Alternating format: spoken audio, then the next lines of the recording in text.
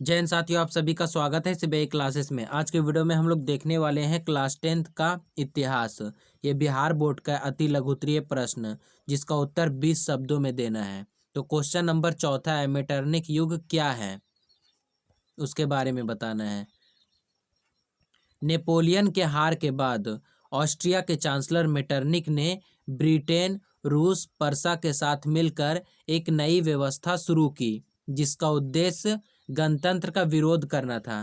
कहने का मतलब है, सबसे शुरुआत में जो था नेपोलियन जब आया तो जर्मनी में धीरे धीरे मतलब राष्ट्रवाद की भावना जागा। लेकिन जब धीरे धीरे नेपोलियन कमजोर हो गया और नेपोलियन जब कमजोर हो गया और मेटरनिक उसको हरा दिया, तो मेटरनिक क्या किया कि जो नेपोलियन लाया था गणतंत्र, लोकतंत्र जो लाया था, उसको नष्ट कर दिया मेटरनिक नेपोलियन के हार के बाद। नेपोलियन जो मतलब उस समय जो था जर्मनी इटली में वो गणतंत्र लाया था। जब वो जीता हुआ था तो अपने पूरे क्षेत्र में गणतंत्र लागू कर रहा था। लेकिन जब नेपोलियन धीरे धीरे कमजोर हुआ तो मेटरनिक क्या किया, वो गणतंत्र को खत्म कर दिया और फिर से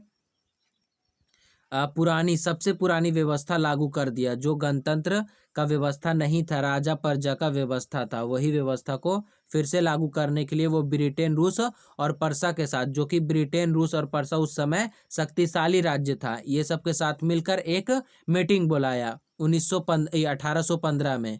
और 1848 तक चलते रहा मतलब उसका काल मेटरनिक का। तो फिर से एक बार समझ लो अच्छे से। नेपोलियन के हार के बाद जब नेपोलियन कमजोर हुआ तो वो हार गया। उसके बाद ऑस्ट्रिया के चांसलर, मतलब ऑस्ट्रिया का राजा कह सकते हो, राजा से ऊपर भी होता है चांसलर, मेटरनिक था, ठीक है। उसने क्या किया, ब्रिटेन, रूस और पर्सा के साथ मिलकर एक नई व्यवस्था शुरू किया जिसका उद्देश्य पुरानी व्यवस्था को खत्म करना था और गणतंत्र का विरोध करना था।